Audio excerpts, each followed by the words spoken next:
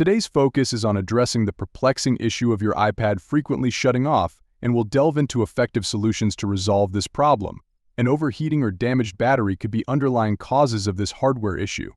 To rule out such concerns, consider seeking professional diagnosis at an Apple store. Additionally, the culprit could be a rogue app incompatible with your device.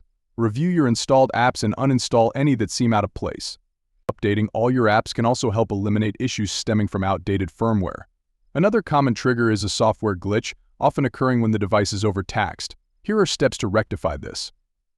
Firstly, attempt a force restart. For iPads with a home button, long press the sleep, wake, and home buttons until the Apple logo appears. Release the buttons and observe if the problem persists. For iPads without a home button, follow these steps. Press the volume up button and swiftly release it. Repeat the action with the volume down button. Long press the sleep wake button until the Apple logo displays on the screen. Ensure the iPad is updated to the latest version. Navigate to the Settings app, tap General, then select Software Update.